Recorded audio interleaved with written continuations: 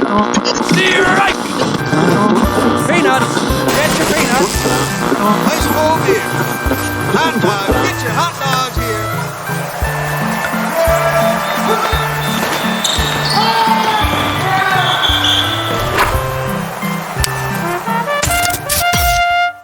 Hear ye, hear ye. We report live from the Lincoln Lounge for Honest Abe's Sports Report. We will cover all the hot topics surrounding the sports world. Please follow us across all social media, Twitter, Instagram, Facebook, YouTube, and TikTok. You can also find us on all listening platforms such as Spotify, Apple Podcasts, and iHeartRadio.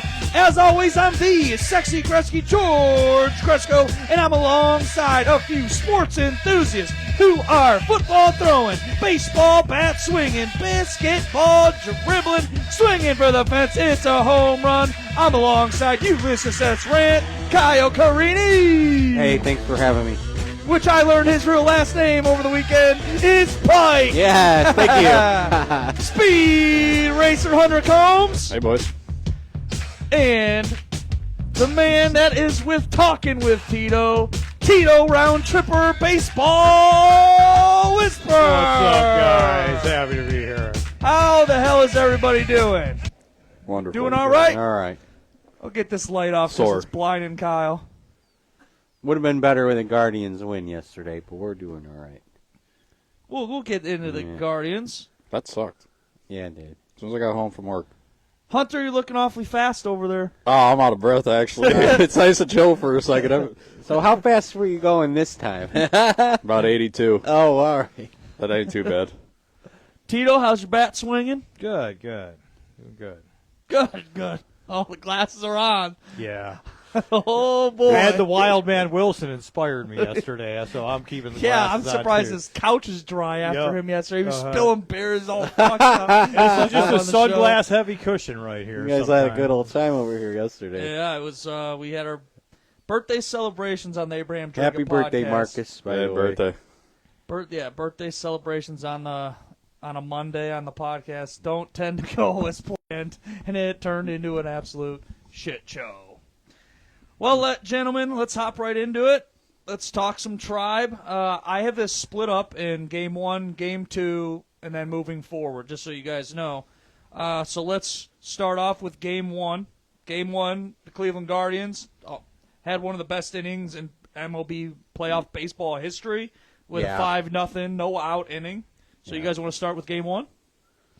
Yeah, it was just great, man. That first inning, we really got to him. Man, I was at work listening. I was hooting and hollering. I was like, yes! Some big hits there in the first inning. And then later on, Fry had a big hit to put us up 7-0.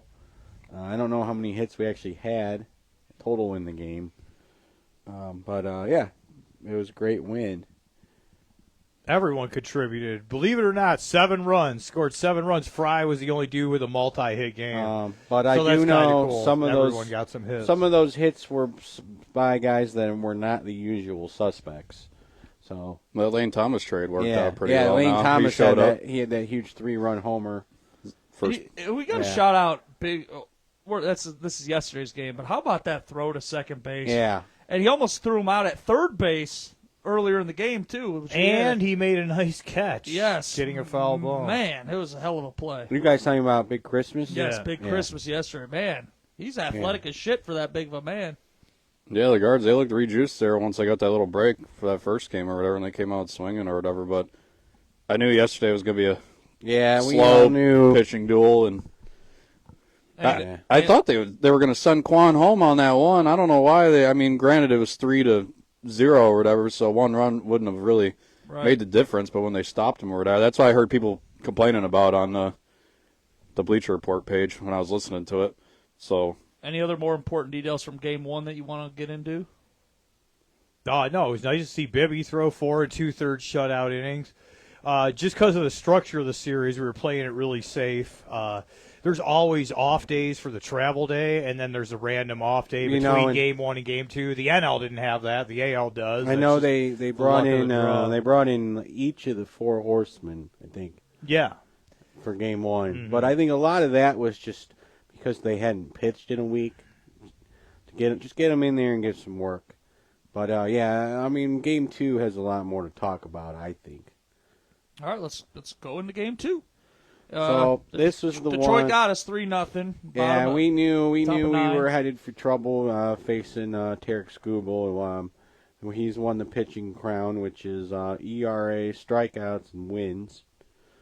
We knew it was going to be trouble facing him. And to be honest, Boyd had a heck of a start. I don't know how many strikeouts he finished with, but to be honest, I thought we tied the pitching battle. Yeah. We did what we needed to do to win the game. And our bullpen was really holding its own.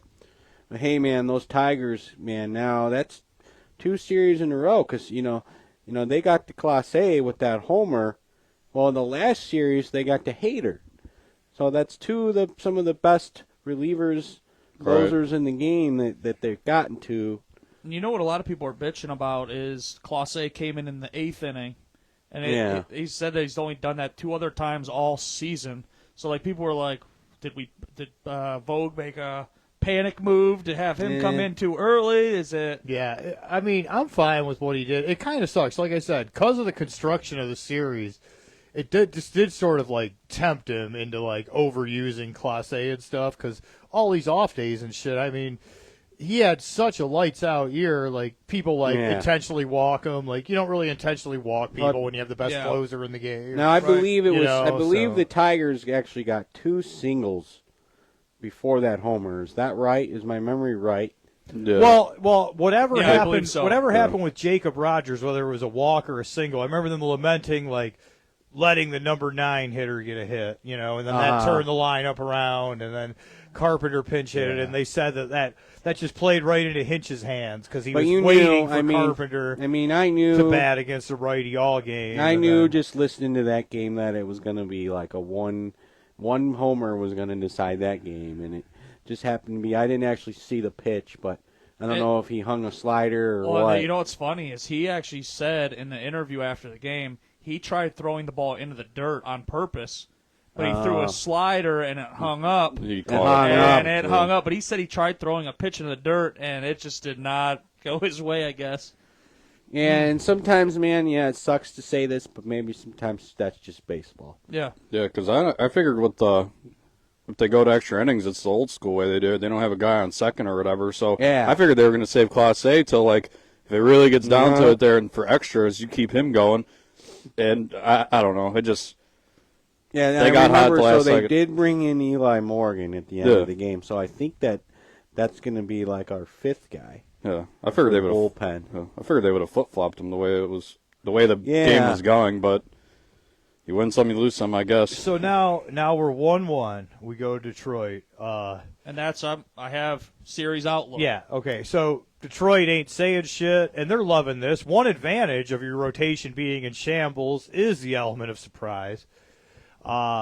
It's going to be a bullpen game, and that Montero dude, some combination of that, games 3 and 4. It's crazy. What about that Olsen guy they got? Yeah, Olsen, too. Olsen's in the mix. It'll either be Olsen in a glorified bullpen game or, like, Montero is more of a traditional starter, depending on how they go. So the thing about the Tigers is they traded away Flaherty. Yeah, and they already had a thin rotation. They were sellers. They traded away Chafin. They were sellers, right? Yeah, they traded from Flaherty. What I understand is they actually brought some guys up from the minors, and those guys, those kids had like 6 or 7 ERA, but somehow or another the team's just doing so well. Their bats are just hot. It's carrying them, and that momentum is a hell of a drug too. They've been doing bullpen games 1 to 2 times through every pitching rotation. So not just like there's some teams that'll just never do a bullpen game. They will just die on that hill and call up a 30-year-old career minor leaguer who has an ERA of 7 in AAA that doesn't have a chance. But anyway, like there's teams that like will not bullpen, period. Whereas the Tigers are like, well, yes, we absolutely bullpen game once through the rotation, and we're doing it a little more. Well, they got a good coach too, with Hinch. Yeah, they were like they were sellers at the deadline, but then they just caught that momentum, and now they're playing the underdog effect every time and going into each game. All these young guys and playing against some of these older guys, They just and that's what Kyle wanna wanted to play talk spoiler. about too, is the underdog story for the Yeah. Detroit Tigers as it is. I mean, just for them they weren't playing very well in the beginning of the season. In the second half, so they I were believe it unbelievable. was in early August 10th. They were 8 games out of 500. yeah. They had a 99.8% chance not to make the playoffs. Wow. Since then, including the playoff games they won, I believe now that they won. They are 34-13. The hottest team in baseball there. So, I mean, and like I said, they were, like Tito mentioned, they were sellers at the trade deadline. They brought up these kids and were like, let's just see what we got, get it through the season, and look what happened. Now they're 1-1 in the ALDS. I mean, I mean, I'm rooting for the Guardians, but I always like a good underdog story. So hey, props It's not to them. against the Indians. Right. Fuck the Tigers. Yeah, fuck the Tigers. But hey, Someone's got to say it. And it's good. It's a good story for them. But I've got a feeling they're going to lose and the Guardians are going to win. Yeah, Scooble can only pitch so much in a series. Yeah. So Yeah, I mean, and a five-game series, you could only pitch so many games. Yeah, They don't trust anyone other than Scooble. So, yeah, reckless speculation. There's no rules saying that they have to announce a starter a certain point ahead of time. And like I said, they're letting this instability work in their favor with the element of surprise. So it's going to be a bullpen game Wednesday, and then probably that Montero guy with a quick hook, like not a bullpen game, but take him out in the third or fourth. That Montero guy game 4. So, man, we'll have Cobb and we'll have Bibby on relatively. You think they'll normal start rest. Olsen for Game 4 then? Well, no, Game 4 will probably be Montero. Who's starting Game 3? Game for both 3, if it's a pitchers? bullpen game, it'll be Olsen. The Tigers okay. aren't saying shit. Alex Cobb is starting Game 3 for the Guardians. Okay. And then because of the structure of this series, it's not even really a stretch. Bibby's starting Game 4, and it'll be pretty much on normal rest because they've been staggering Right. these off days. Yeah, the off days. So So you we gotta have think- our best pitcher and a capable So let's starting say pitcher. this goes to 5 games. Right, then we don't We'll really probably want to have go 5 we'll games. have 'Cause, Scooble yes, at it's home. Scooble on just barely short rest, just 1 day short rest, and that ain't shit for the playoffs. 1 day short rest is full rest for the playoffs. So they'll have a more or less fully Well, rested hey, if it Scooble game 5. does, So if it does go that many games, the Guardians have the best home record in baseball, and hey, they'd have to beat us at our own field. So, well, hopefully it won't. Hopefully we'll get it done. that kid looked so terrified. Not to get back to Game 1, that kid looked so terrified for the Tigers. I was pitching when they smoked he him in that did, first yeah. inning. That kid looked like he was 12. So, I mean, like I said, they could take advantage of these younger guys that are coming up. They're getting their first playoff experience, and hopefully we just put them to bed. I believe they only had one player actually with postseason experience. I figured once they traded Flaherty away, that was their. They were done. They were selling. But, and well, wanted it's to tank. funny. Hammy knows best. I was listening to a Guardians game in like May, and Hammy was like, "God damn it! They play the Tigers like 9 times of their 12 games in July or whatever. Like It was that's 10, stupid." but, But they're like, if someone's hurt and you play all your games against one team in that stretch, then that could totally swing a race and stuff. And then at the time, it was just like, well, Right. whatever. The Tigers are in 4th, but sure enough, he knew that they were going to sneak back into the race. Because that is dumb. I try not to fixate on the schedule, but if someone's hurt and you're playing 9 of your 12 games against a team in like a 2-week run, that's a bit misleading. Because then it's like, well, we won the season series 9-3, but that's just because you ran into that buzzsaw when that team was healthy and you had like 3 key guys. I thought the season series was 7-6. 7-6, yes. Okay. But he was just speculating at the Oh, time, all right, way all right. before we even started with all those games. See, He well, was that's just like, the thing that's interesting to me is the season series we won, but it was only 7-6, so that's almost 50-50. And another thing is we haven't seen them since July. They started all this in a 5-game series, we win 3-2. Right. but I'm saying we haven't seen them since July, and they started all this in August. Yeah. So, and like Hunter was saying, momentum's a hell of a thing. So we'll see. I think the Guardians will pull it off, but They said like it's I think they said 78% chance of whoever wins Game 3 is going to win the series. Yeah. 100%. The Especially analytics. for us, the pressure's all on us. Like, we're the higher seed, we're the favorites, and they're going to do that bullpen game, and Alex Cobb has to crush their bullpen game. Like, Montero isn't that scary. I assume it'll be the bullpen game, Olsen with the quick hook. They said Mize. Really quick hook. They said Mize, too. I don't know if you're familiar with him, but No, that's what I'm they're familiar saying with Mize, but he's behind Montero and Olsen on their depth chart. So I don't know if they'll pull rank or make a decision, but yeah, they were saying they don't trust AJ Hinch doesn't trust any three of them. They'll just completely start the game and run with it the whole time. Okay. So even Montero, if he does start the game, it'll be a glorified bullpen game. But man, we got to. I don't even want a game 5, but we've got to.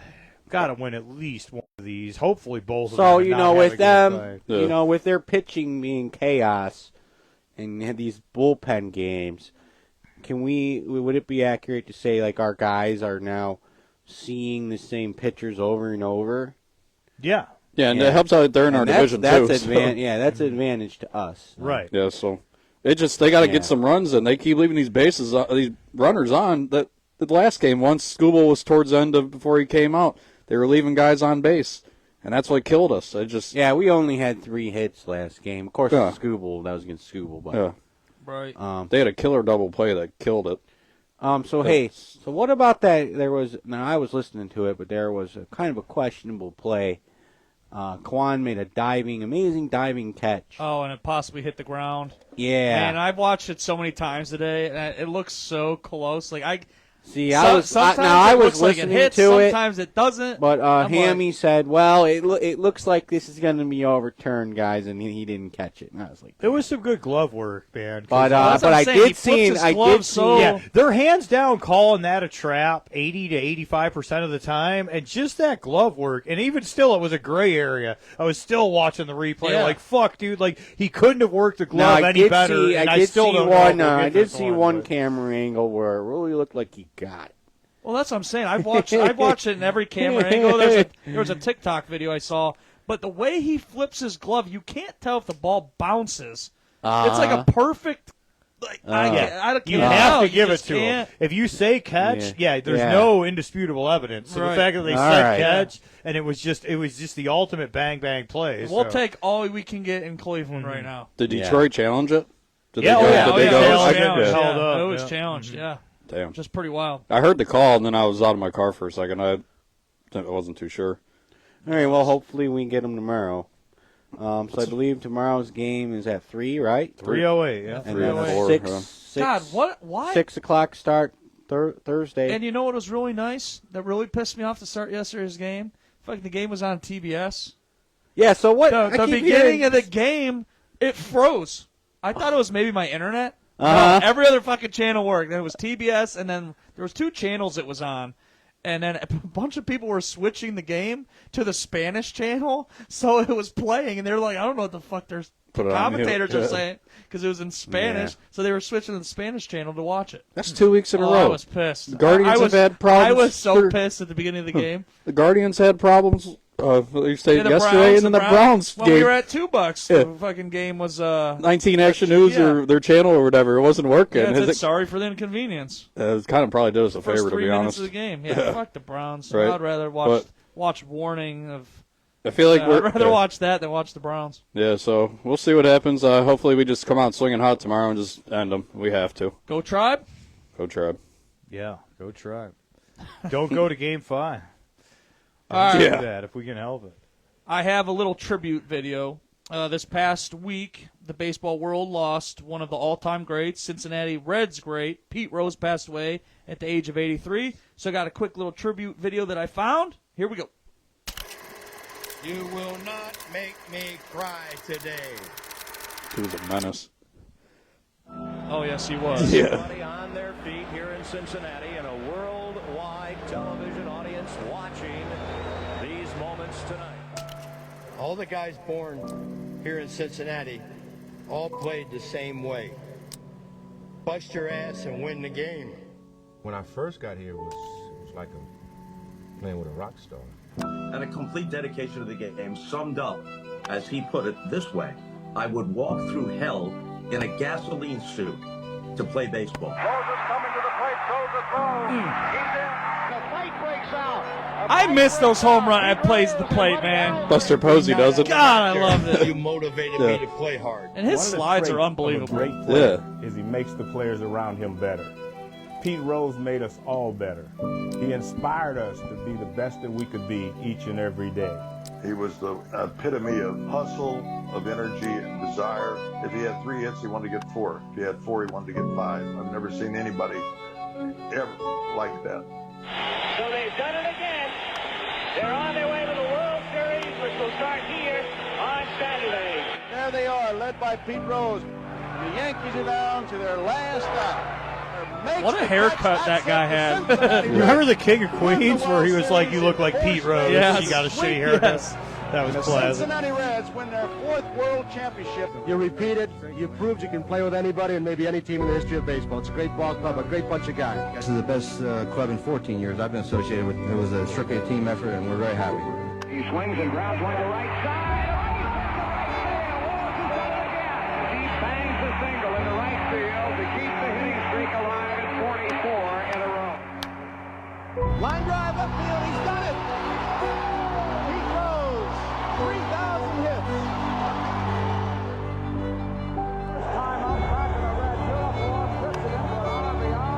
His swing is so unique. In my watching him swing, the bat just looks a little different. You know? Notch up, but there's a lot of great players up there. Line drive, base hit. 2 for 4, 3 away. It's a lot of fucking base hits, guys. Sure. He's only 2 away. That's the same game. Looks like it. Whenever I forget my PIN number, I'm like, well, that's probably what the 4,256 hits pushed that fact away. Hit number 4192. A line drive single into left center field. A clean base hit. And it is pandemonium here at Riverfront Stadium. Pretty impressive breaking Ty Cobb's record since he looked about 80 when he retired. For you. I was trying to score. Fast living, you know. I know he was only 44. Baseball, capital of the world, is the Queen City. So I thought that was pretty cool. Yeah, it's a pretty good video. Pretty cool. Gives you chills. Like it amazes me. Like Really well as made. we're not that old in this group, but I'm just like as we get older, our sports like heroes are starting to get older and older and older, and you know greats like him are passing away. Yeah, it's crazy. Yeah, Wow. but like him, hate him, you got to admit, guy could really play. And that's what I was kind of getting to. Let's do the debate. Does Pete Rose belong in the MLB Hall of Fame? Yes, absolutely. Put him in there. 4,256 hits. Charlie Hustle, World Series rings. Put him in there. The guy's already dead. The lifetime ban's over. Put him in there. Yeah. Get him in there. I've seen so many comments of that. The lifetime ban's over. He's dead. Now he gets in. Which I'm just like, it sucks. You know, it's like life's too short to not give him accomplishments. Now, does the off-the-field stuff affect him getting in the Hall of Fame? I say no, because the Baseball Hall of Fame is about your baseball playing. Mm-hmm. Nothing else. Period. No, I say That's no. that's my It point. shouldn't affect it. In this 24... Kyle's shaking over well, here. I know, man. I know he wasn't a Boy Scout and he had some dirty laundry, but man, in this 24-hour media cycle, I just feel like you can dig up dirt on anybody if you look hard enough.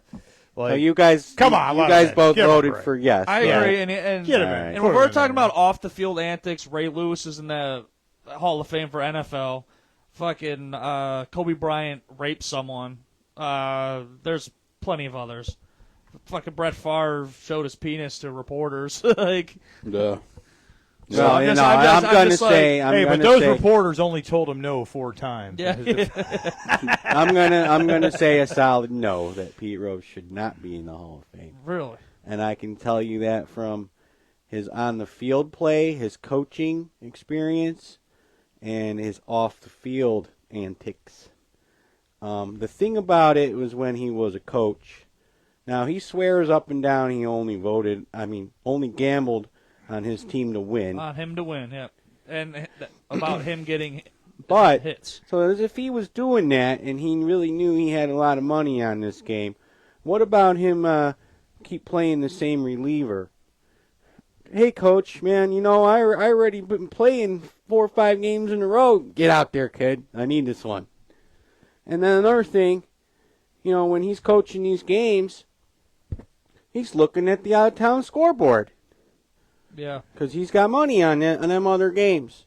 And I heard his gambling operations went as far as he had bookies in the crowd. Yeah, there's a documentary on it on YouTube. I think we watched it. And then so that's just when he was coaching. Now, remember how I said he was a dirty player? Well, he pretty much ended Ray Fosse's career with that tackle at home plate. But that was legal, though. That used to be legal. That was a thing. I think it still should be legal. It was a full clothesline, It was motherfucker. awesome. Then. It was fucking awesome. That collision at home plate made the game so much fun. You're like, oh, here he comes around third. He's blocking home. Oh, shit. Boom. Remember when Buster Posey tore his ACL doing that? There used to be some great collisions at second. Now, I don't know a lot about all his off-the-field stuff, but he did get accused of statutory rape. I believe that case was eventually dismissed.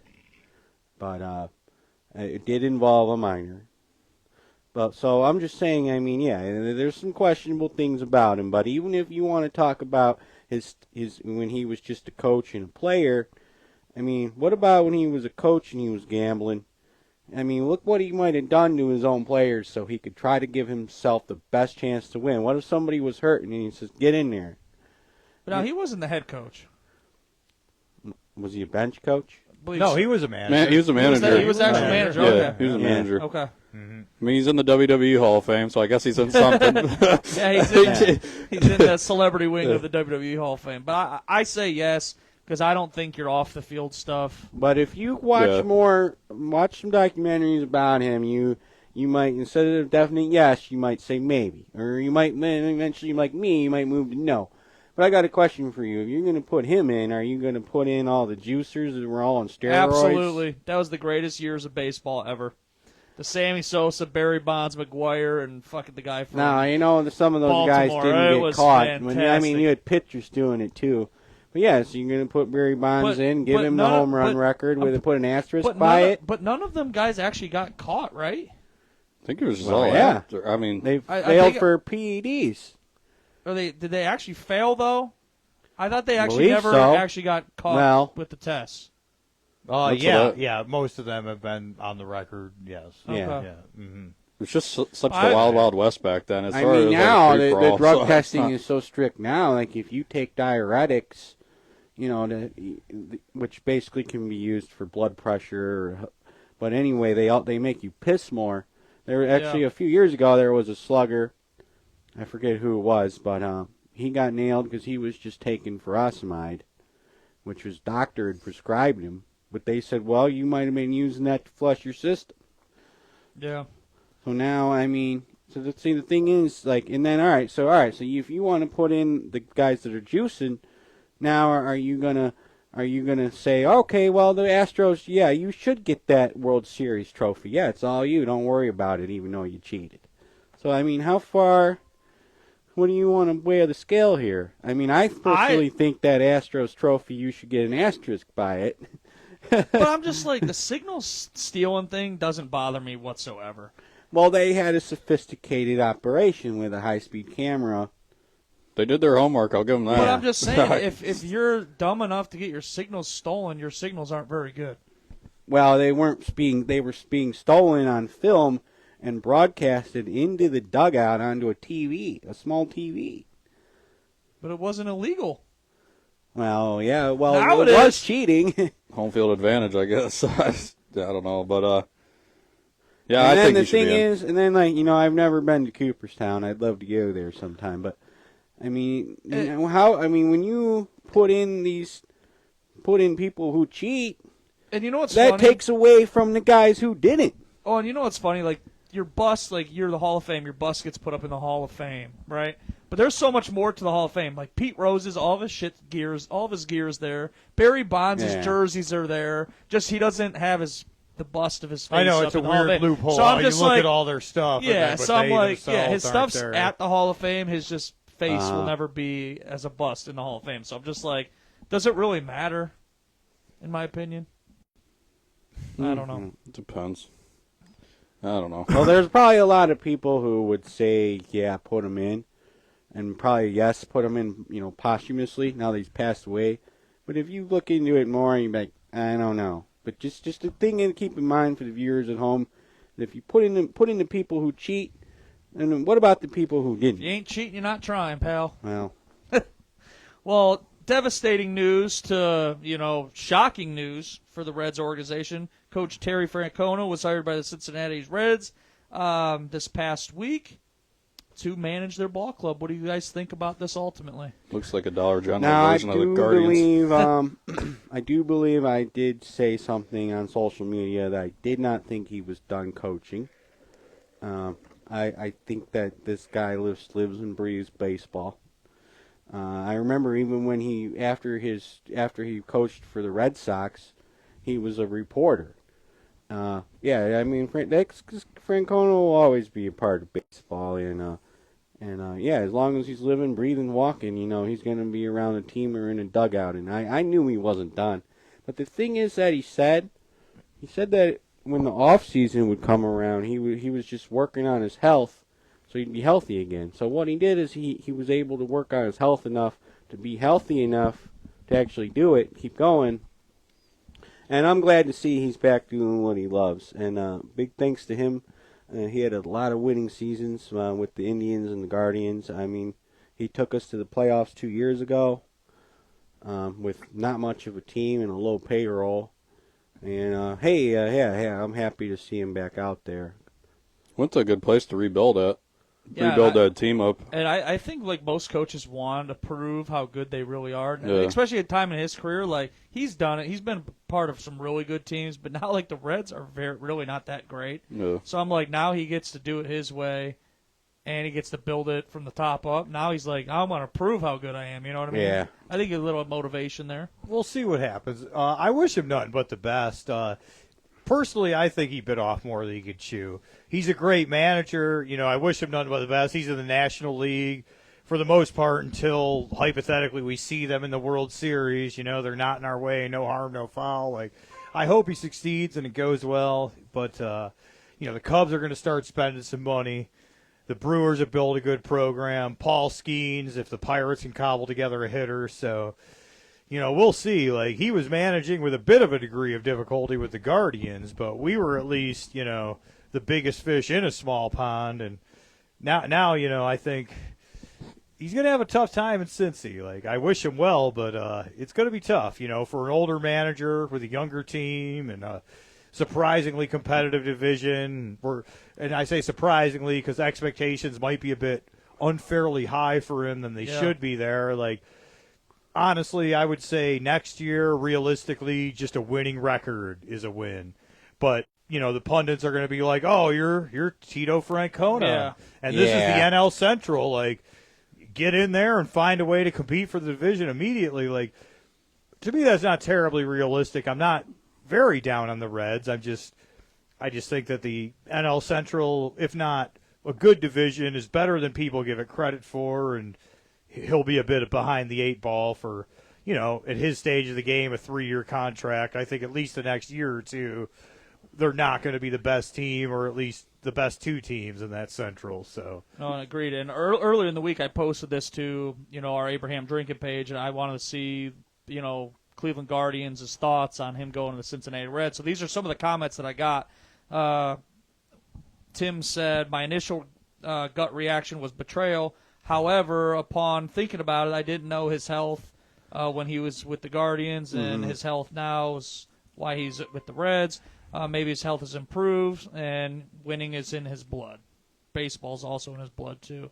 Another comment was the Reds just snagged the best manager in the game. I'm happy for him as his health has improved, and he deserves to get back out there. Much luck to him and the Reds. Another comment was, I'd rather watch the Reds than the Yankees any day. So that was a few of the comments we got back, which was pretty cool to see. It'd be cool to watch him work with De La Cruz down there. That's about their only promising talent I can think of, or it might be the only one. See, and that's the thing is Tito really knows how to push the bases. So yeah, so see, I don't know how much longer he's going to be managing. I don't know how old he is, but just their, like Tito was saying, their time frame of their rebuild and how that other teams in their division are going, they're trending upwards. So I don't know. No, I wish best wishes to him. Yeah, I wish him luck. I mean, he did amazing things. He brought Cleveland baseball back to where it should be at, and then hopefully Stephen Vogt could do the same thing. So I wish him nothing but the best luck. Yeah. Yep.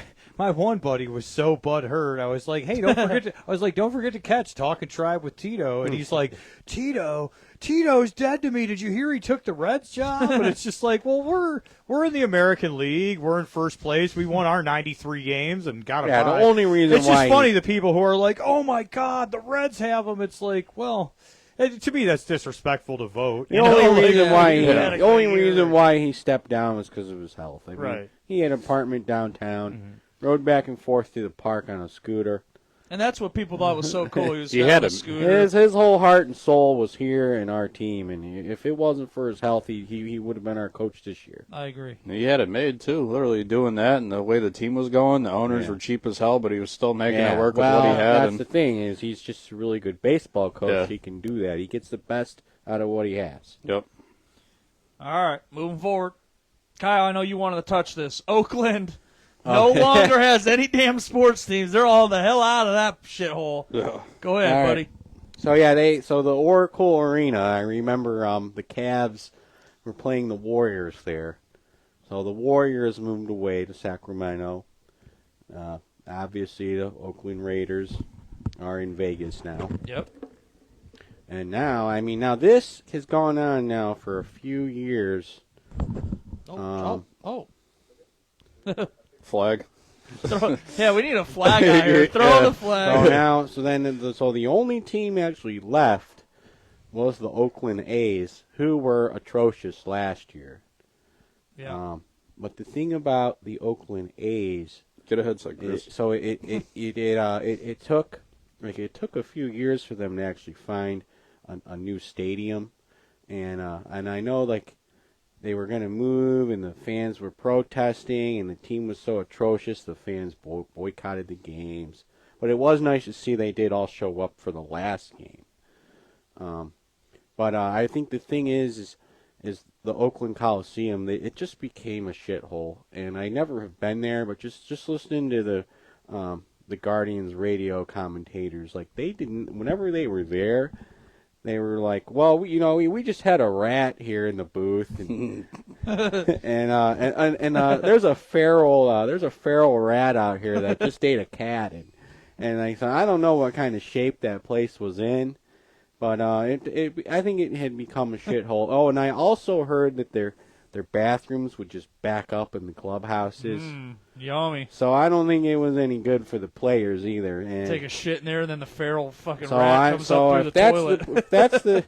If that's the players and your radio team, yeah, hell yeah. See that Welcome to the Coliseum. So I don't know. Now you got to figure how things could have been for the fans. That's funny. I mean, I've seen, Brown, at a Browns game, 60 guys in line use the bathroom. Hopefully that thing flushes. Yeah, right. They had a terrible. A's had a terrible owner too. They probably have the old school troughs that you just sure. you piss in a big sink. Yeah. John Fisher's the owner. And you imagine that. And generally, owners the toilets are like offensive linemen. If you know the owner's name, it's because they're not that now. good. So not only was the stadium, the stadium became a shithole.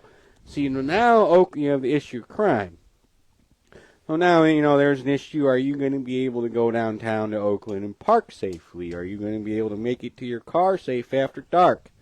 And you got people going down there with their families, or people that just want to tailgate and have a good time. They don't want to worry about being safe or not. And that's the thing. Oakland has a huge crime problem. So it's just a matter of the city and the owners, and everything just fell apart. Where is the baseball team going? Sacramento. Yeah. Sacramento. Temporarily, Yeah, though, okay. right? For like 3 years. Oh, 3 years. Yeah, it's 3 year insane deal. the way. I hope Sacramento just snatches them up. Yeah, If they could support Yeah. a basketball team, give them the A's. because that thing in Vegas ain't even for sure yet. They're literally on like a wing and a prayer right now. My gut says no What? to Vegas. I know Yeah. Vegas in general is a hot market, but to me, I think more like NBA, NFL. And just their Like, I hockey picture all team. these like fast-paced adrenaline junkies, like baseball in Vegas, and then they're bored to shit by the third inning. So Yeah, now yeah. they You know, have like, they I have don't two abandoned stadiums sitting next to each other in Oakland. Crazy. Oracle Arena and the Oakland Coliseum. Yeah, man, that's the big sad. Just these Yeah. cavernous, Yeah, empty. and all the yeah. fans were like, "Well, now where'd our teams go?" And and that for the That's- Oakland fans, that sucks. But Still today, you know what I think of when I think the Oakland A's is Barry Zito. Barry Zito. I haven't heard that name Pitcher, forever. yeah. I think we mentioned it in one of the first Honest Abe Sports Forum because we're talking about Oakland for whatever reason. But Barry Zito. I think of Coco Crisp. He's one of my favorite Coco players. Crisp. Remember Coco I Crisp? met Coco Crisp Yeah. on West 6 in downtown Cleveland when he came back. Like, he left for a little while and then came back that one year. I met him on West 6 at Barley House. When I played baseball Yeah. forever. I have a picture with him. I always use his batting stance, but he was one of my favorite players when he does he like would his always little make hand his things. hand, and he would always make really funny Yeah. faces. Yeah. Like, Between him and Nick Swisher. Yeah, rip to the A's. That's obviously, I'm the baseball guy. Of Oakland's mass exodus, the A's definitely hit me the hardest. You know, the Warriors, glorified move across the street. The Raiders, they've been all over the place between Oakland and L.A. But, yeah, man, the A's, that sucks. That whole big three, Mulder, Hudson, and Zito, was badass in the 2000s. It just I know And Mulder I always had like liked a their- shockingly short prime and shit, but yeah, that whole big I always three like with their someone colors, mentioning though, too. I Zito. like their colors, Yes, too. Oh, I yeah. thought they were unique. colors. Unlike, they weren't technically like Green Bay Packers. They were just a little more different than. And then Charlie Finley, he's a good rabbit hole to go down. Fascinating old school owner. I know he passed away. I don't know how long he was active recently, but like for the A's glory days in the 70s and shit, like, dude, there were some quirky, eccentric baseball owners like a generation or two, and Charlie Finley's right there as one of them. that's just funny, like, because the Warriors were doing so well for that span, obviously, when they first got Draymond and all them going. They were winning a bunch. Everything all looked good there, and they were like, all right, we got our basketball team. We can at least rely on for someone to be good.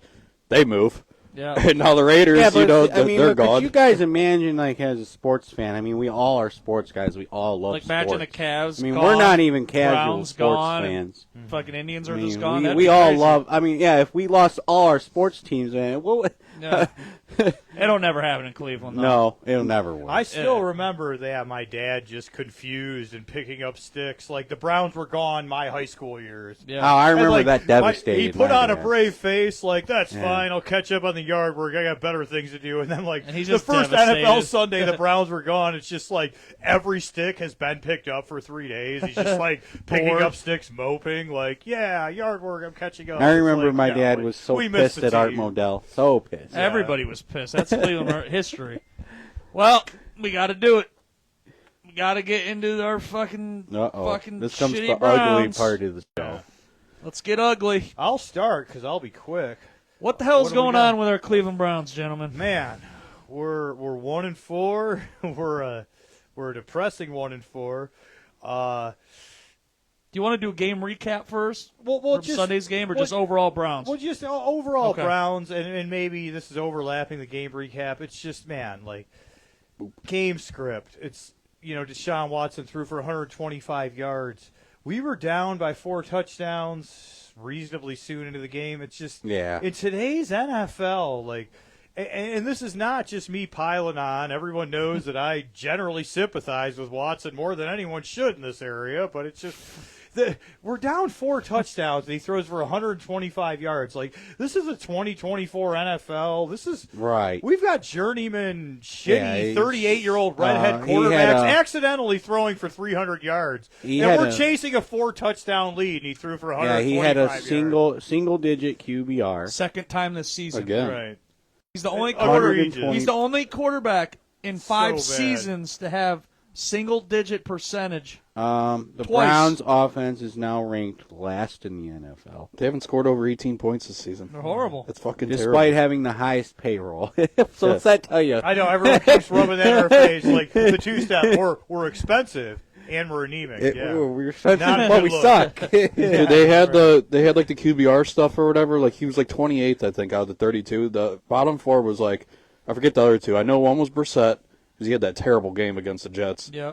Brissett and Bryce Young, and I forget who the other two are. Bryce but Young was bad too. Yeah, I forget who the other two are. But like they're like, I think they started maybe one or two games, if that.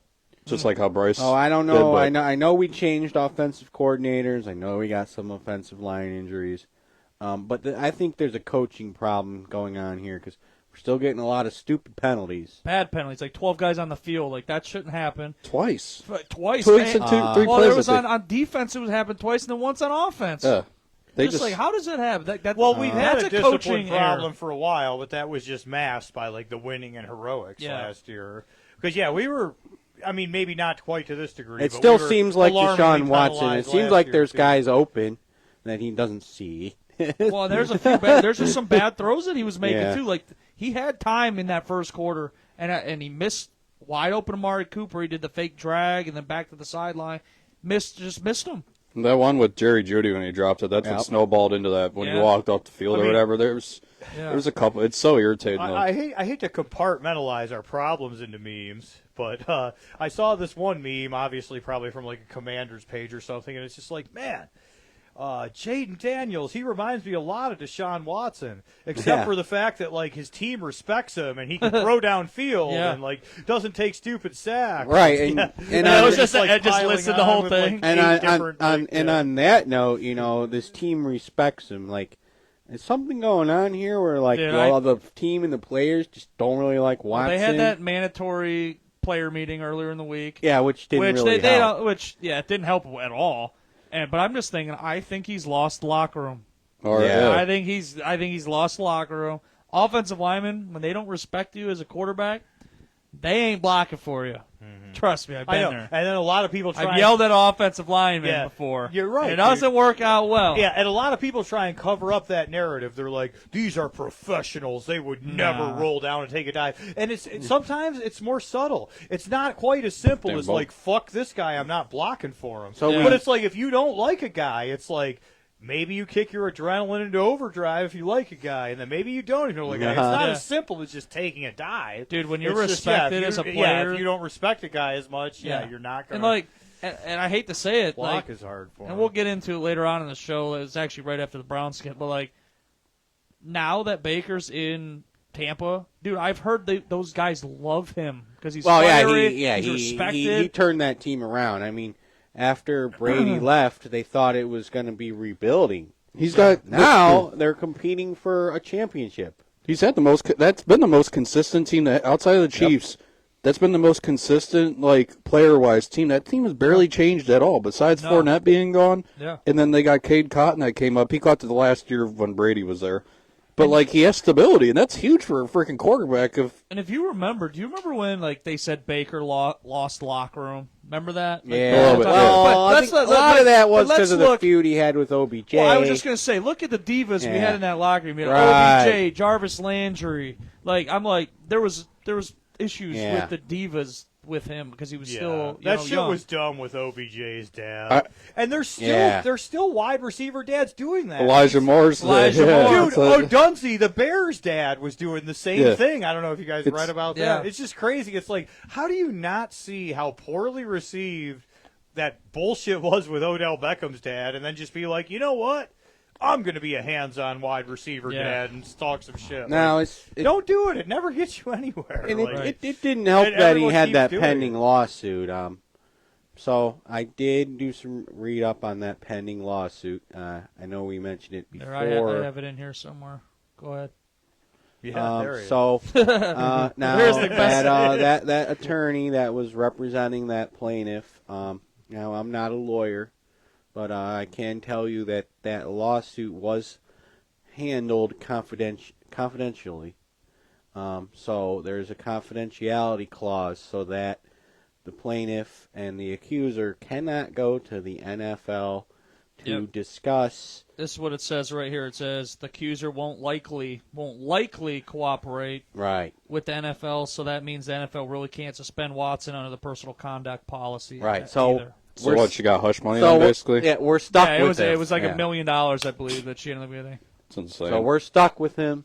And he paid them a hush money. He sucks, and we're stuck with him. A show or two ago, when we were at $2, I'm like, okay, this is the 300-yard game, and then the hammer comes down. I knew it would be one or the other. I knew it would either be the 300-yard game and then suspension, or, unfortunately, what's happening now is, yes, the hammer's nowhere to be found, and we're like, somebody dropped the hammer. We were chasing a 4-touchdown deficit. I bet you there were some Browns fans that were secretly hoping he'd get suspended. The hammer is him just sucking ass. That's the fucking hammer. Dude. Did you see the dead cap hit if they released him right now? What the Browns could do with it? It's $120 million. The Browns could sign Patrick Mahomes, Justin Jefferson, Jonathan Taylor, and the entire Chiefs starting offensive line for that money. For how bad it, I don't know. It's going to be. They got to cut the head of the snake off. And the debate is like next year. He can't be here next year. No way. No, he can't. No. You gotta. That's why they have to play him right now.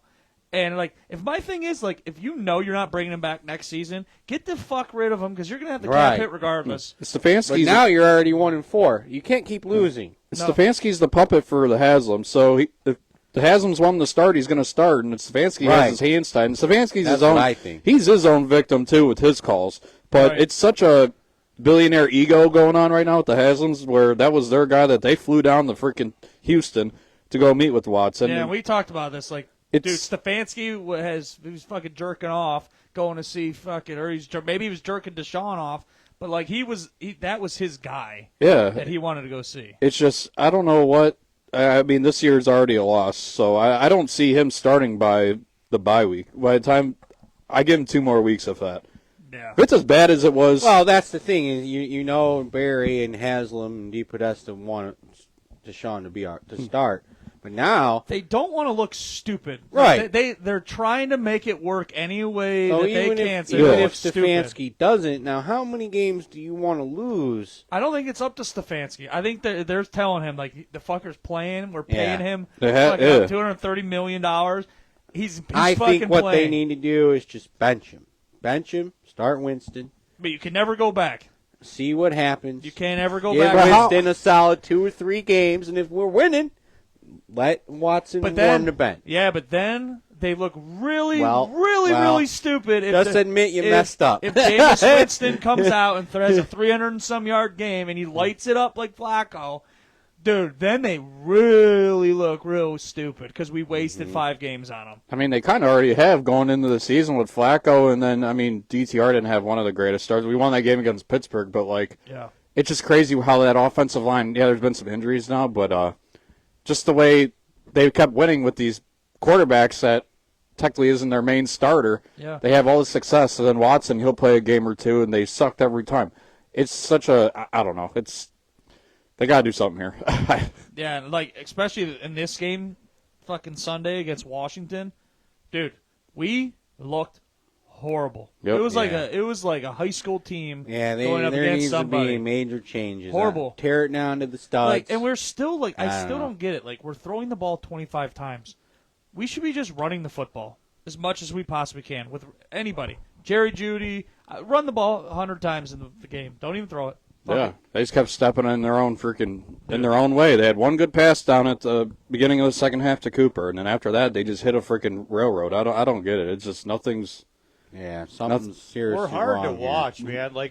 The dark years when you knew we'd be 4-12, it would just be okay, if we do anything, it's a bonus. But it just looks bad. Yeah, with expectations and shit, and us actually knowing we have they were saying they would win 10 or 11 games. Suck. It's we suck. And expect that you watch other football games, and they're it's just irritating. They're throwing it down the field, and you're then there's a 30-yard run gash, and another 30, then another big pass. I'm we just look so far behind. Right, and then every you look other up team the in quarterback NFL. that did that, 5th-round journeyman, and it's well. If there's 5 5th-round journeymen throwing it down the field, why can't Watson? They take one step forward and 10 steps back every play. There's no consistency, and it's driving me nuts. I just don't.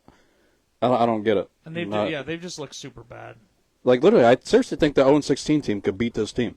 that we had. It's how fucked up it is. I mean, at this point, I don't see us winning. We might win 2 games this season or 3 if we're real lucky. I saw Barstool. And this is the easiest part of the schedule, and we're just getting smoked. I saw Barstool posted a funny video. It was what Cleveland Browns quarterback. It was a picture of Deshaun, and it said, "Who's better than Deshaun?" And they went through like all the Browns fucking quarterbacks. Dude, it was horrible. Like Charlie Fry, Derek Anderson. Dude, Cody Kessler's played better. Whedon's probably better at this. Charlie Fry.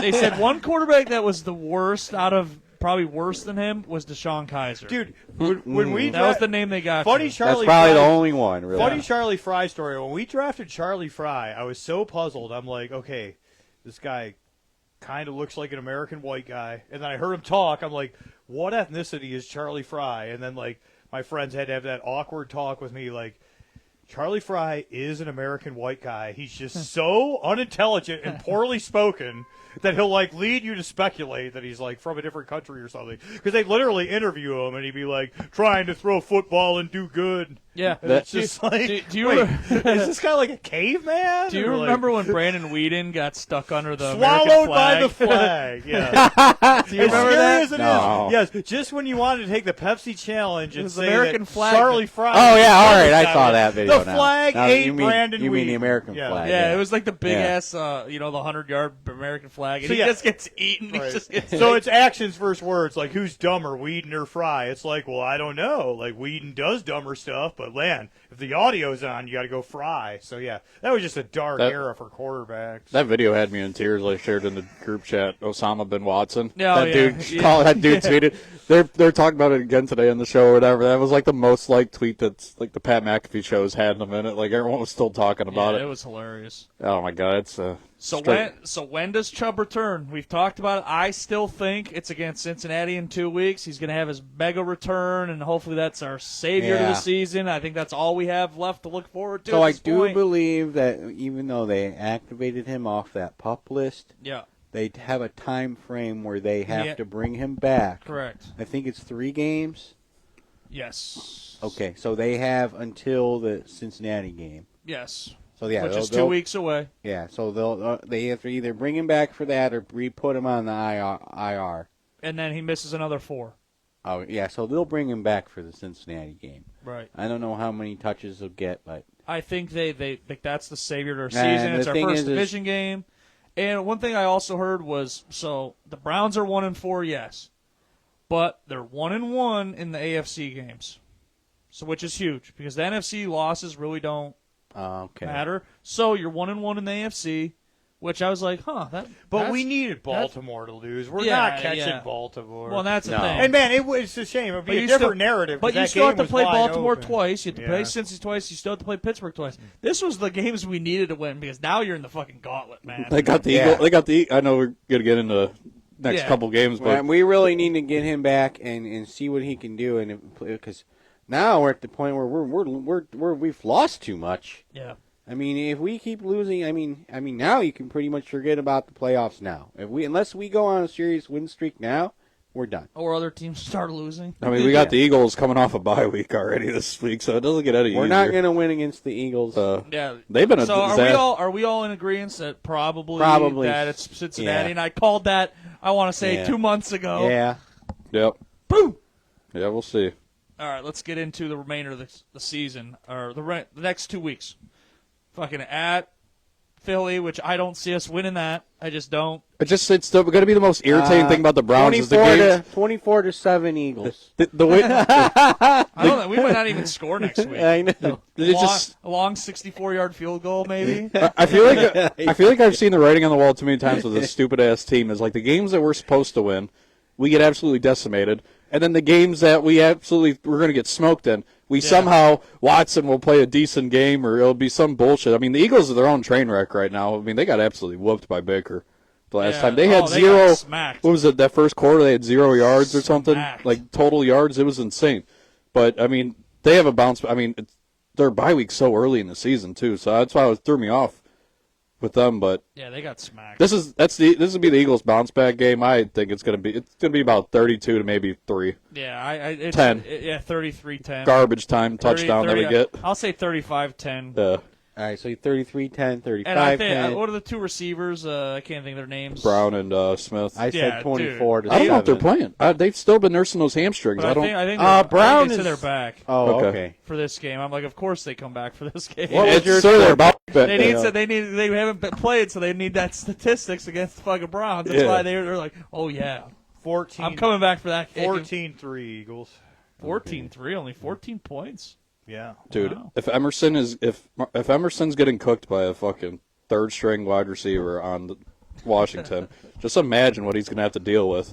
No, with we're lucky. Goddard, Smith, and the only reason it'll Brown. be 14-3 is because the Phillies pretty thirsty. They'll have to sit on it and not run up the score. No. Because the Giants, Saquon's Commanders, gonna run and all Cowboys over us. all won. So. Saquon's gonna run all over us. Yeah, yep. And then they're gonna play action, Dude. and then those fucking receivers are gonna be wide the fuck open. Dude, their time of possession for that game, I was just thinking about this now, the Eagles, is going to be probably triple what we have. Because on fourth down, they're just going to do the tush push every time. Yeah. And our defense is going to be absolutely gassed by the second quarter. And then after that, it's going to keep going up. So will the Browns possibly have, over the next 2 weeks, be 1-6? Possibly. Oh, yeah. Because, I mean, Bengals, the Bengals are one in their same record as us, right? I know, Yeah. but in their house, and they've been desperate to get a win against us. Because we've had their number in No, recent we're home years. against the Bengals.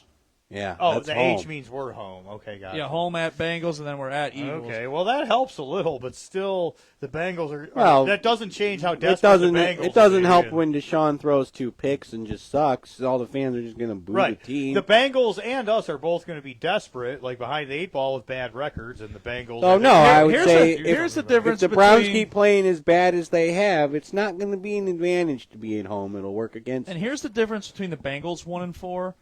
Fucking Joe Burrow's still throwing for 370, 360. Oh, they almost won that game. Yeah. Sunday. I'm just saying, like, Baltimore. Well, yeah, the sure. They're the not field 10-0, goal they're holder. 1-7, yeah. He. I was watching the end of that game.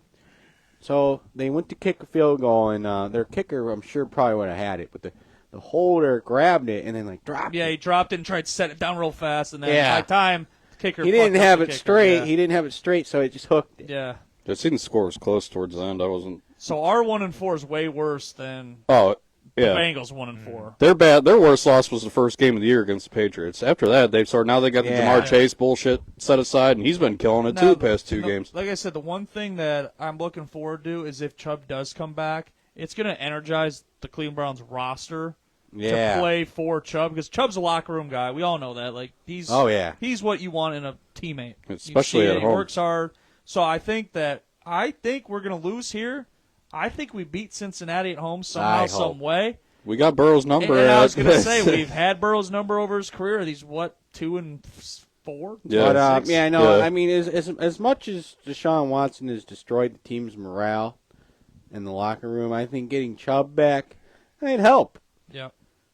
Yeah. We have the favorites or whatever. The spread. The spread's at -8.5 against the Eagles on Sunday. They have the most highest spread against any. They'll probably whip us by more than that.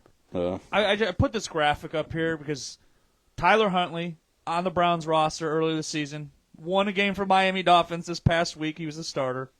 Kareem Hunt last night. 102 yards. 102 yards and 27 carries. I think a touchdown. They said run the ball, damn it. Joe Flacco's throwing for 350 a game.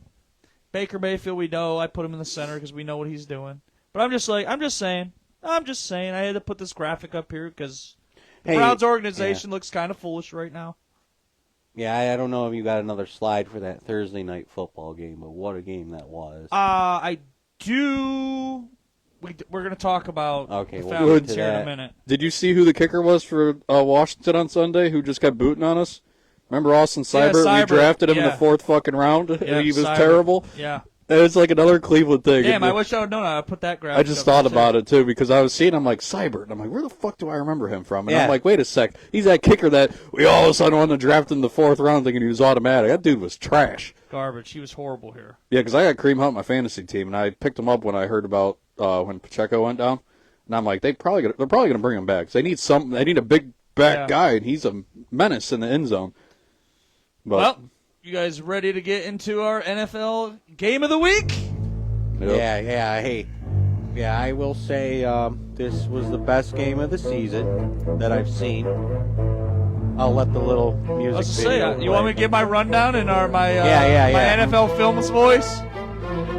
Baker Mayfield and the Bucs travel to the Big Easy to take on the New Orleans Saints. The Bucs are coming off a huge loss to the Falcons in overtime. I'm going to turn this volume down. No, I'm not. Are coming off a huge loss to the Falcons in overtime, where Baker Mayfield never got to see the football, by the way. The Saints are also coming off a loss to Patrick Mahomes and the defending Super Bowl champions last night. How do you guys see this one playing out? Bucks. Derek Carr's going to be out for a couple weeks. Yep. And they're talking about starting Spencer Rattler. Buccaneers will smoke them. Oh, yeah. I've got to die on this hill. I picked the Saints to win the division, so backup quarterback, give me a butt-ugly 2017 Saints win somehow, some way. Kamara, you probably need to have one of your 6 touchdown games you're good for every other year. So get right on that. And it's crazy when the Bucs. And when you first picked the Saints, like, Saints were playing so good to start the season. Like, we're like, holy shit. They kept scoring every possession they had the ball. Remember, I picked Dallas in the losers poll. Yeah. I picked that and as the Saints. And the Saints fucking put up like 50 points or something. I'm like, wow, I look dumb. That's how I lost the fucking losers poll. Oh, against Dallas? Yeah, I picked Dallas. Dallas. At home, too. They picked Dallas them. to win. I picked the Saints to lose that game. And it was at home, and Saints stopped the mud hole, like Tito just said.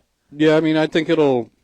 I don't know. They got talking about Spencer Rattler being the quarterback for the Saints this coming week. So Baker's coming off of a big game. I mean, obviously they'll win in spite of Rattler, not because of him. I'm not saying like Rattler's going to throw for 300 yards and light it up by any stretch. But yikes! Huh. Bucs need a bounce back game. This is the one. And this is a game Baker's pissed off. He never got to see the ball. Yeah, and it was not his fault that the Buccaneers lost that game. No. Their coaches got way too conservative there towards the end of it. Literally that one pass that they did like a screen pass. Evans was wide the fuck open in the middle of the field. Yeah. I saw that too. They were just trying to run the clock down, and like I said, it wasn't Baker had a hell of a game. Both quarterbacks. I don't know why that's this. I mean, are we game of the week. sure it's Spencer Rattler, or are they like debating? It's Rattler. Yeah, he's the guy. I'm sorry. Unless they do Taysom Hill, but I don't see. Well, no, Taysom Hill he's been ruled out. Period. He's not playing because of some sort of ailment. So yeah, no, it's not him. Yep. So yeah, it would have to be Rattler. All right, so I'm going Baker Mayfield and the Bucs. I'm going to say 27-13 Bucs. Okay, 20-17 Saints. Like I said, Kamara, big game. 33-10 Buccaneers. 30-7. 30-7. Now, speaking of the Falcons, and we got to mention this. Now, this is a cool stat.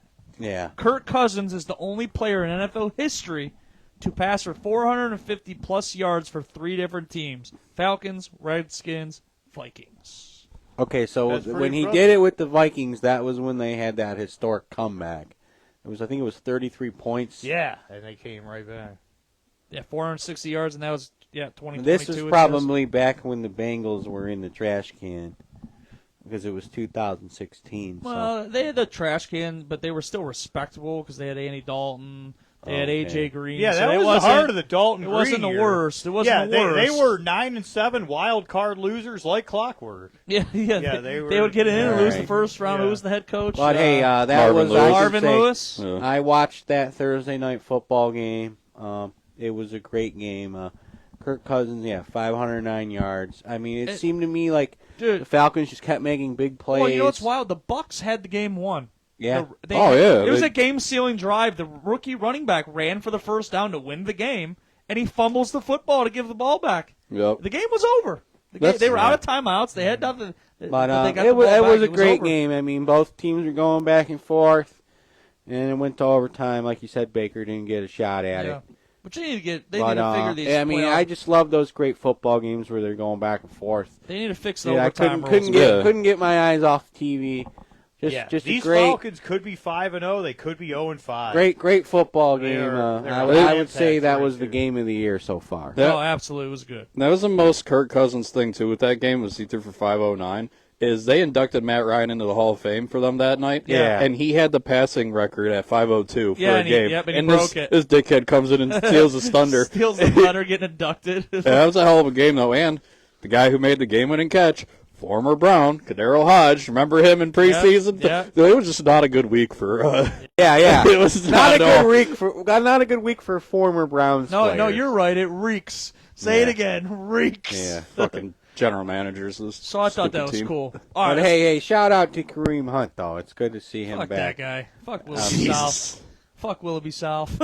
Yeah. All right, let's get into our college football game of the week. Number 2 Ohio State Buckeyes will take on number 3 the Oregon Ducks. Now, this is the first true test Ohio State has had on the season. Haven't played anybody, so I'm interested to see how this one plays out. 35-3 Buckeyes, road victory. 35-3. Ohio State usually does not play Oregon well. The last I that one championship game, I think that's about it. Yeah, other than the championship game, but the regular season, the past 2 times they've lost to Oregon, upset both places. I think we see overtime in this game. I think we finally see an overtime game. And I hope. I want to see how the quarterback for Ohio State. I'm Will Howard. Will Howard from Kansas State. This is his first true test. I mean, he played at fucking Kansas State. He was a starter last year. He's played against fucking Akron and Toledo to start this season. Hasn't played anybody yet. So I'm interested to see just how they handle adversity to start the game. But we'll see what happens here. I'm picking Ohio State. Their fucking receivers are pretty damn good. Even though I'm rooting for Oregon, I'm rooting for them fucking Ducks. But Ohio State's going to win 45. I wish we would have played them last week. Wish we would have played them last week for how many freaking upsets there were. So say we did lose, we wouldn't drop too far down. I mean, if we do, we won't drop too much. Do you guys know if this is College Game Day going to this game? I don't know. I'm not. You guys know what time the game is? Is that an evening game? I'm not sure. No idea. On. I just had it up. No idea. I think it's 3:30. Oh, but I'm not sure we're college. I'm not sure what it is. College Game Day. Yeah, 7:30 NBC. College Game Day was at Cal for the first time ever last week, and then I guess the Hurricanes had a huge epic comeback on them. Yeah. So that really spoiled College Game Day's Cal debut. Yeah, between that Texas and Oklahoma play, they're 1 in 18 seeds. They're 3:30. But I'm not sure. I'm not too sure what that might be the game. That might be where game day is at. Oh, dude, game day will be for the Texas-Oklahoma, I'm sure. That's a signature rivalry game with the number 1 team in the country, but that's okay. I'm sure game day will make their way to Columbus eventually. Oh, no, it is. Game day is going. They're going to Oregon? They are going there. Yeah, this is at Oregon, so it's a tough place to play. Ohio State travels there, so it's going to be interesting. I'll be watching this one. That kid just made Ohio that. Ohio State will win. Go Ducks! Yeah, hell no. How'd Michigan do last weekend? They're terrible. Michigan's so fucking bad. They can't throw the ball. We have a quarterback problem. And you told me Michigan was nothing but nice guys, and Jabiro Preppers had some. Did you see the? Did you see him in the stands? He said, "Fuck you, motherfuckers," or something. Dude caught a case now. Yeah, he's in some. Yeah, I heard they took him off the website and everything. Yeah. Caught a case. He's got a fucking burnt hamstring. He's down the dumps right now. All right, gentlemen, here's our score leading into trivia. Tito's fucking round tripping us right now. He's on a damn bye week. But I have a theory that I'm going to hit 3 of these trivia questions tonight, and I'm going to be 1 behind Tito to end the show tonight. Oh, boy. I have my trivia question because I just found it.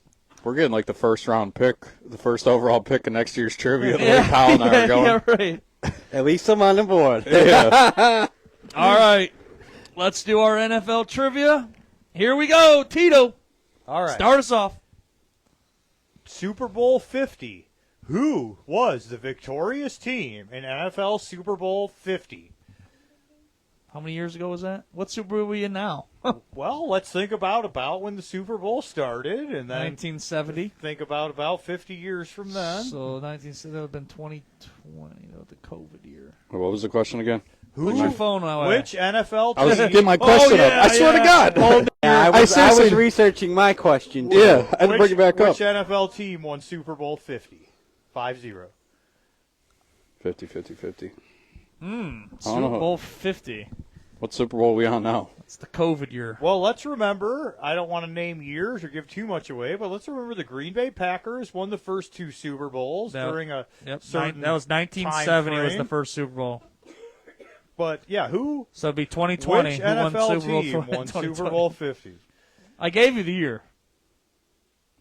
We'll take that with a grain of salt. It looks like you rounded up to the nearest decade or whatever, but either way, which NFL team won Super Bowl 50? Because the first Super Bowl, spoiler alert, I'm not going to say the exact year, it absolutely was not in Super Bowl 70. That was a year after Joe Namath won Super Bowl 3 or 4. So, yes, you're way off. There had already been 4 or 5 years by Super Bowl 70.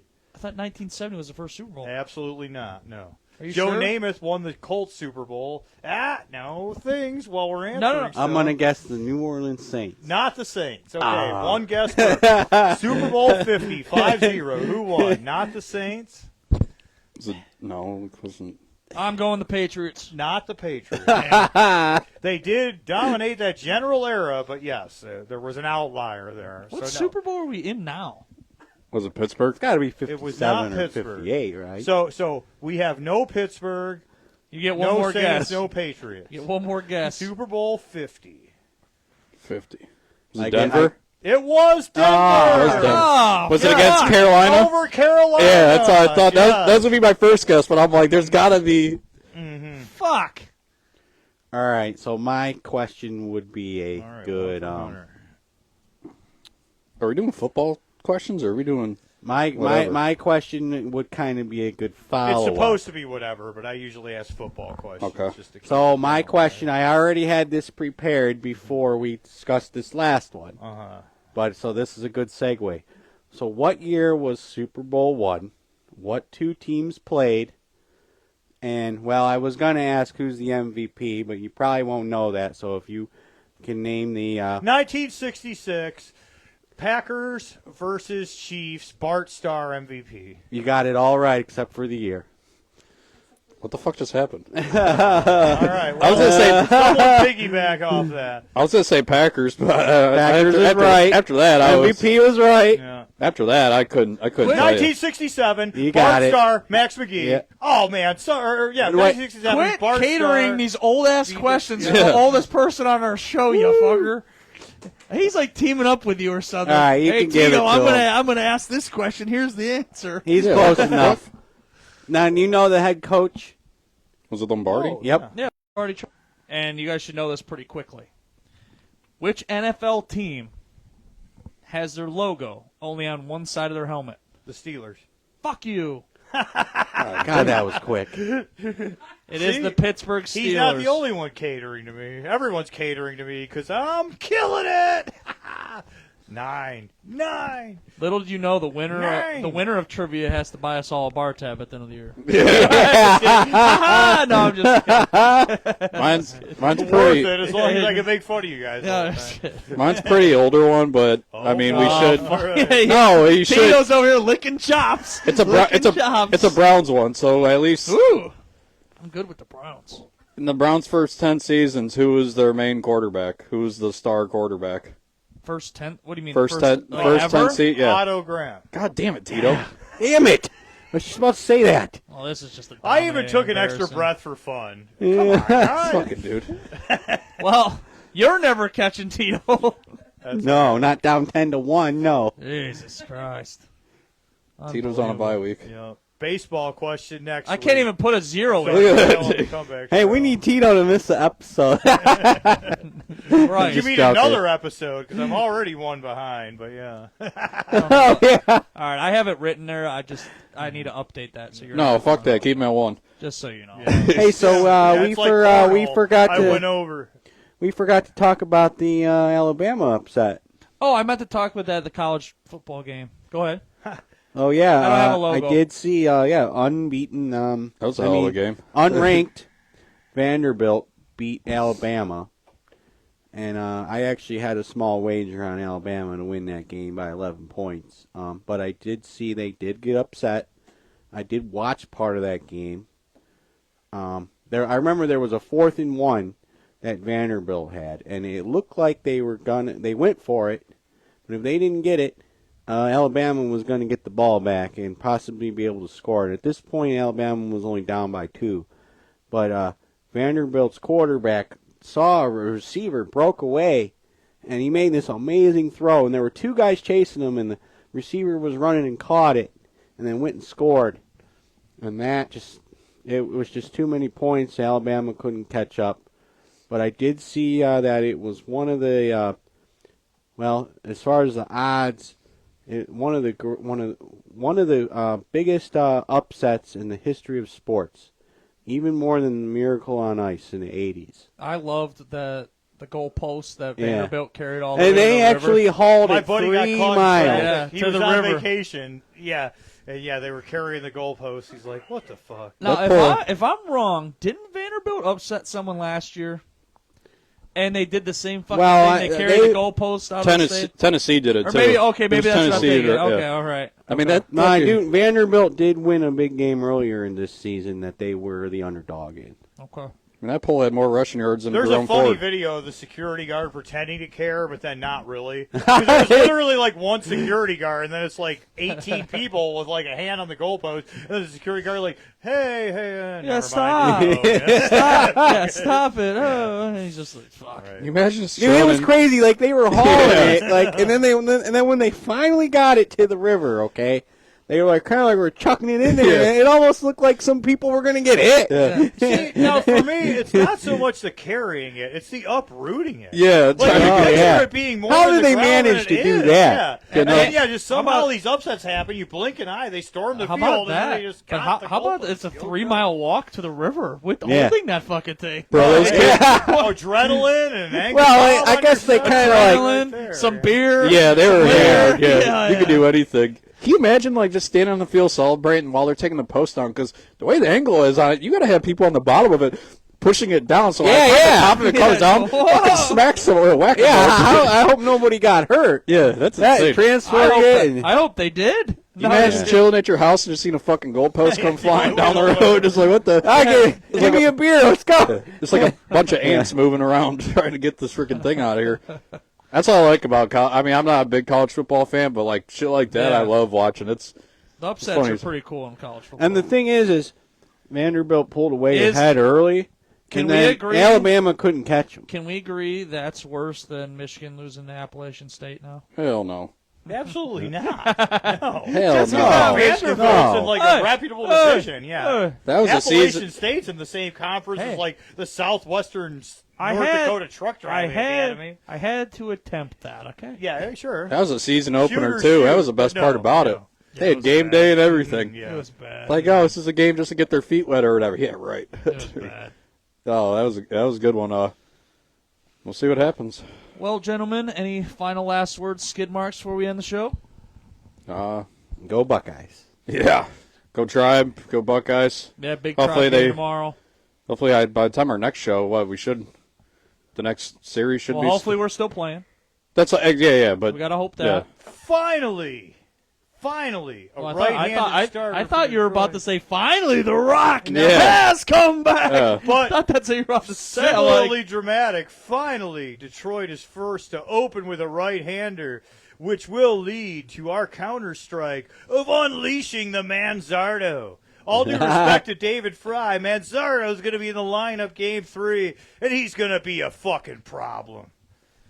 Oh, yeah. That's mine. That's the final skid mark? Yeah, that's what I got. Final skid mark?